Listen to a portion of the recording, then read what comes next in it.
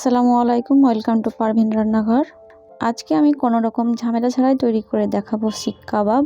ঘরের মধ্যে চিকেন থাকলেই খুব সহজে তৈরি করে নেওয়া যাবে এই শিক কাবাবটি। আশা করছি আপনাদের খুব ভালো লাগবে। তো চলুন আজকের রেসিপিটি দেখে নেওয়া যাক।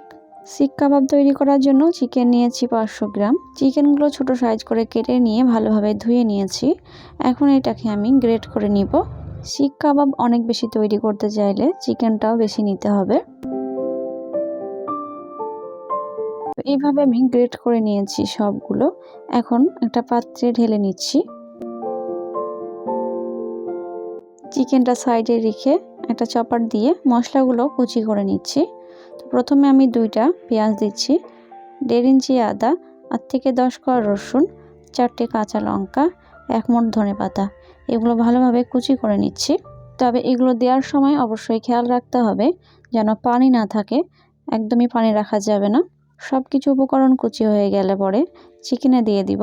আর এটা দেখলেও বুঝতে পারবেন কতটা সুন্দরভাবে হয়েছে। এখন এগুলো রেডি হয়ে গেছে, চিকেনে দিয়ে দিচ্ছি। এইভাবে কুচি ব্যবহার করলে চিকেনটার টেস্টটা কিন্তু অনেক গুণ ভালো হবে। মশলাগুলো দেওয়ার সময় খেয়াল করলেই বুঝতে পারবেন এখানে কিন্তু এক ফোঁটা পানি বের হয়নি। এখন গুঁড়ো মশলাগুলো দিয়ে নিব। টেস্ট অনুযায়ী লবণ দিয়ে নিচ্ছি, লাল মরিচের গুঁড়ো 1 চামচ, হলুদ গুঁড়ো 1/2 চামচ, জিরে গুঁড়ো 1 চামচ, ধনে গুঁড়ো 1 চামচ, চিকেন মশলা 1 চামচ এবং একই সঙ্গে দিয়ে দিব বেসন। আর বেসনটাকে আমি শুকনো কড়াইয়ের মধ্যে এটাকে ভালো করে ভেজে নিয়েছি। বেসনটা যখন একটু স্মেল আসতে শুরু করবে তখনই নামিয়ে নিতে হবে। বেসন দিয়ে দিচ্ছি 3 চামচ। চিকেন হিসাবে বেসনটা ব্যবহার করবেন, অতিরিক্ত চিকেনে বেসন ব্যবহার করতে যাবেন না, তাহলে কিন্তু খেতে ভালো লাগবে না। এরপর দিয়ে দিব বেডগ্রাম 3 চামচ। বেডগ্রাম না থাকলে এক্ষেত্রে টোস্টের গুঁড়ো ব্যবহার করতে পারেন। সব শেষে দিয়ে নিব একটা পাতিলেবুর রস। এখন চিকেনের সঙ্গে মশলাগুলো খুব ভালোভাবে মিক্স করে নিব। মশলার সঙ্গে চিকেনটা খুব ভালোভাবে মিক্স করে নিতে হবে। এই সময় আমি চিকেনে দিয়ে দিব 2 চামচ সাদা তেল। চিকেনে তেলটা দেওয়ার কারণে খুব ভালোভাবে মিক্স হবে এবং কাবাবের সাইজটা খুব ভালোভাবে দেওয়া হবে, হাতেও লেগে আসবে না।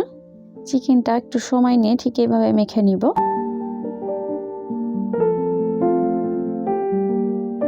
চিকেনটা মিক্স করে তৈরি করে নেওয়া হয়েছে। এখন আমি কাবাবের সাইজটা দিয়ে নিব। তো প্রথমে আমাদের লাগবে শিক। তো এখন আমি একটা নিয়েছি বড় সাইজের শিক। আর এই শিকটা দিয়ে আজকে আমি কাবাব তৈরি করে দেখাবো।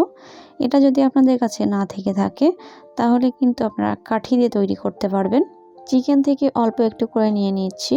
এরপর হাত দিয়ে একটু লম্বা করে নেওয়ার পর শিকটাকে ঠিক এর ওপর দিয়ে নিব। দিয়ে নেওয়ার পর হাত দিয়ে প্রেস করে লম্বা করে নিচ্ছি। আর এটা দেখলে বুঝতে পারবেন কতটা সহজভাবে তৈরি হয়ে যাচ্ছে। চিকেনে তেলটা দেওয়ার কারণে কাবাবটা কত সুন্দরভাবে চিকন হচ্ছে এটা দেখলেই বোঝা যাবে। তো এইভাবে একটা কাবাব তৈরি হয়ে গেল।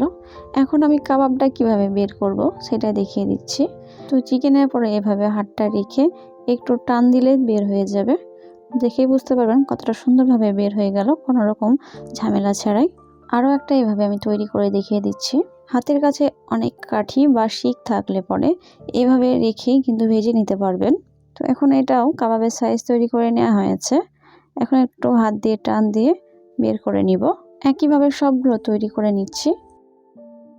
সবগুলো তৈরি করে নেওয়া হয়েছে। এখন আমি নিয়ে চলে যাব চুলায় ভাজার জন্য। চুলায় কড়াই বসিয়ে তেল দিয়ে দিচ্ছি। তেলটা মিডিয়াম গরম হয়ে আসলেই কাবাবগুলো দিয়ে নিব। এক্ষেত্রে তেলটা কিন্তু আপনারা অল্প দিয়ে ভাজতে পারবেন। এই সময় চুলার আঁচটা মিডিয়াম রেখেছি, অতিরিক্ত হাই হিটে ভাজা যাবে না। কয়েক মিনিট রেখে দেওয়ার পর আমি উল্টে নিব এগুলো।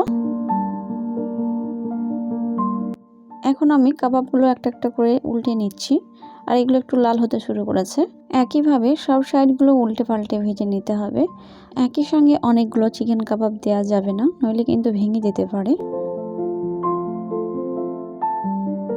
চিকেন কাবাবগুলো খুব সুন্দর একটা কালার এসে গেছে।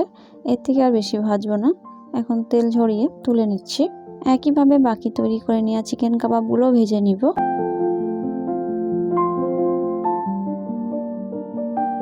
সব চিকেন কাবাবগুলো ভেজে নেওয়া হয়েছে। এখন খাওয়ার জন্য রেডি। তো এখানে আমি একটা গ্রিন চাটনি তৈরি করে নিয়েছি এটার সঙ্গে খাওয়ার জন্য। আজকে চিকেন কাবাব রেসিপিটি কেমন লেগেছে অবশ্যই জানাবেন। ভালো লেগে থাকলে একটা লাইক দিয়ে চ্যানেলটিকে সাবস্ক্রাইব করতে ভুলবেন না। আবারও নতুন রেসিপি নিয়ে হাজির হব। আল্লাহ হাফিজ।